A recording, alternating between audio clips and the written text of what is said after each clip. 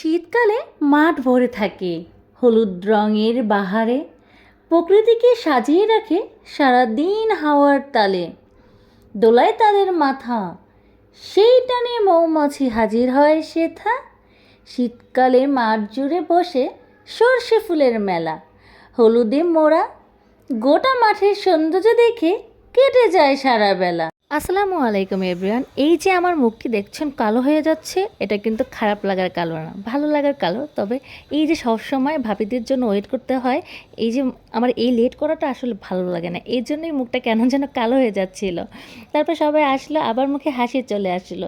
অনেক দিন ধরেই সরিষা খেতে যাবো যাবো করে আর যাওয়া হচ্ছিল না।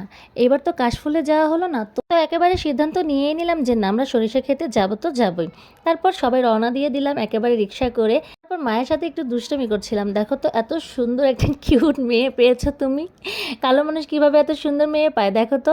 কালো মহিলা পেয়েছো সুন্দর একটা হাজব্যান্ড, আর সুন্দর মেয়ে আমি পেয়েছি কালো একটা হাজব্যান্ড।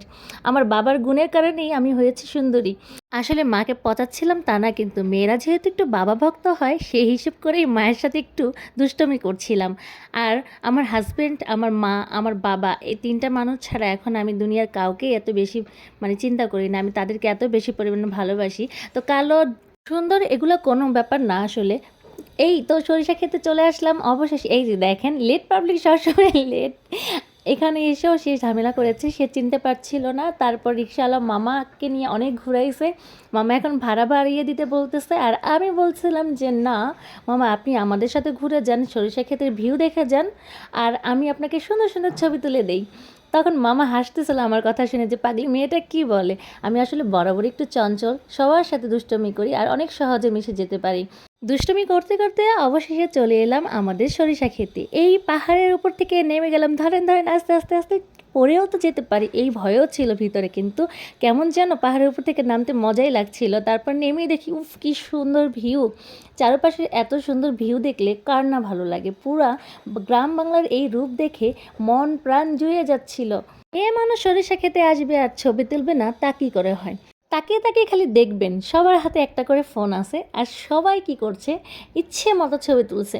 আমার ভাবে তো ওখানে গিয়ে ছবি তোলা শুরু করে দিয়েছে, আর আমি বারবার ওনাকে ভয় দেখাচ্ছিলাম, দেখেন পিছন থেকে যেন কেউ এসে আবার মাইর না দেয়, বকা না দেয়। কারণ সরিষা খেতে অনেক মানুষ আসে যারা কিনা এমনভাবে ছবি তোলে যে মাঝখানে গিয়ে নিজে উপভোগ করার জন্য সৌন্দর্যটাকে অন্যের ক্ষতি করে চলে যায়। এটা চিন্তা করে না এটা একটা শস্য, এই শস্য থেকে অনেকেরই আয়ের ব্যবস্থা হয়।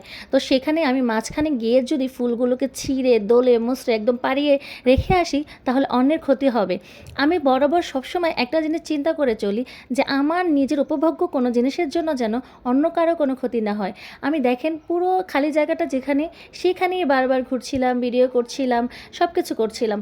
মজা তো আমরাও করছি, কিন্তু অনেকেই দেখি যে এরকম করে। যাওয়ার পরে অনেক আন্টি বলল জানো না, যে অনেক মানুষ আসে শাড়ি পরে পরে এসেই সরিষা ক্ষেতটাকে আমার নষ্ট করে দিয়ে যায়।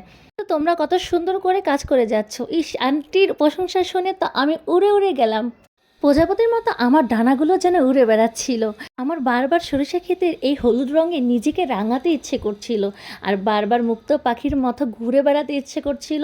ইস, এই ভিডিওটা দেখেছি আমার কি কষ্ট লাগছে জানেন না। একটা টিকটকের ট্রেন্ডিং ভিডিও ছিল, এই ভিডিওটার অর্ধেক অর্ধেক করে আমি রেখে আসছি। সবার এত এত ভিডিও করে দিয়েছি, ছবি তুলে দিয়েছি, যে আসলে নিজেরই আর পরে ওই বাকি অংশটুকু ভিডিও করার কথা মনে ছিল না। এতক্ষণ এত সুন্দর ভিডিও দেখার জন্য ধন্যবাদ আপনাদের।